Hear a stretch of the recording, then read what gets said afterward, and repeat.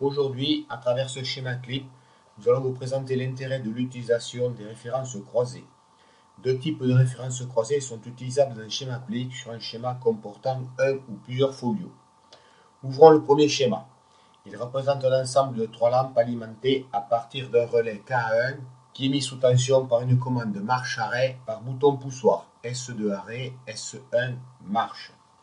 Dans la bibliothèque, ouvrons l'élément accessoire de la bibliothèque électrique et choisissons le composant référence croisée en tête. Et faisons-le glisser à côté des lampes. Dans la ligne supérieure, le nom fonctionnel de l'élément maître s'affiche, ici KM1. Dans la fenêtre propriété, cliquons sur KM1 et une liste déroulante s'ouvre et choisissons l'élément KA. La ligne en dessous permet de sélectionner le numéro de l'élément sélectionné précédemment. Ici, nous avons le bon numéro.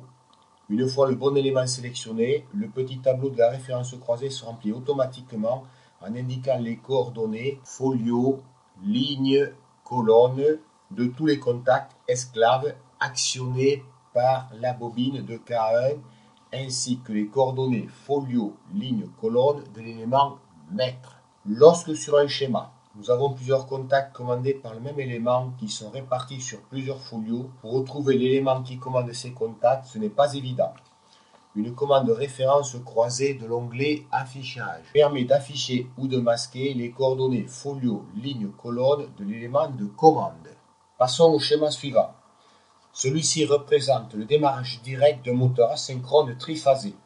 Sous le folio numéro 1, nous trouvons le circuit de puissance et sur le folio numéro 2, nous avons le circuit de commande. Sur le folio puissance, plaçons les références croisées pour le sectionneur S1 et pour le relais thermique F1.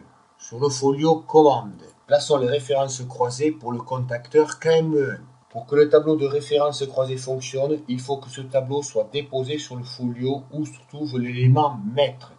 Bobine de relais ou contacteur, relais thermique, disjoncteur, sectionneur ou interrupteur. Le composant ref croisé en tête n'est pas normalisé.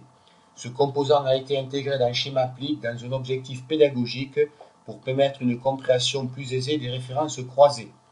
Pour réaliser un schéma entièrement conforme aux normes, il vaut mieux utiliser le composant ref croisé en tête 1, tel que c'est représenté sur le schéma. Merci de votre attention et rendez-vous au prochain schéma.